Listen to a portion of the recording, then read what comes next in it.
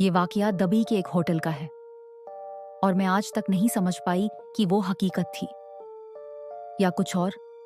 मेरा नाम हुना है और मैं एक कंपनी के काम से दबई गई थी। मेरे लिए एक 5 स्टार होटल बुक किया गया था।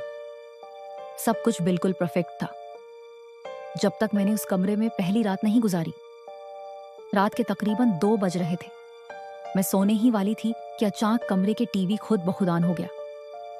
मैं चौंक कर उठ बैठी। रिमोट मेरे पास था और मैंने टीवी ऑन नहीं किया था। स्क्रीन पर कोई चैनल नहीं चल रहा था, सिर्फ मेरा अपना कमरा नजर आ रहा था। मैं फ्रीज हो गई।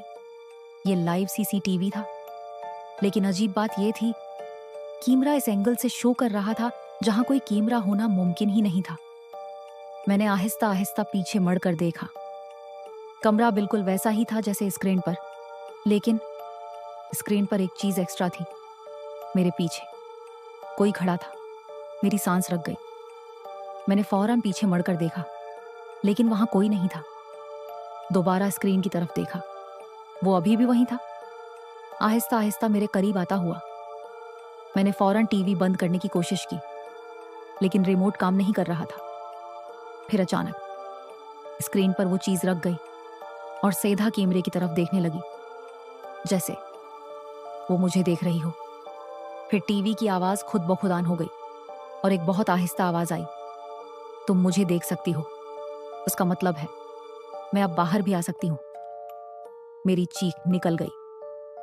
मैंने फौरन दरवाजा खोलकर बाहर भागने की कोशिश की, लेकिन दरवाजा लॉक था, अंदर से भी नहीं खुल रहा था। फिर अचानक टीवी बंद हो गया, पूरा कमरा खामोश हो गया। मैं आहिस्ता आहिस्ता पीछे मुड़ी और इस बार वो चीज मेरे सामने खड़ी थी। अगली सुबह होटल वालों ने कहा कि इस कमरे में कोई टेक्निकल इश्यू नहीं है और सब कुछ नॉर्मल है। लेकिन जब मैंने चेक आउट किया तो मुझे एक बात पता चली। इस कमरे में पहले भी एक लड़की ठहरी थी, जिसने रात के वक्त इसी टीवी को देखते हुए खुदकुशी कर ली थी।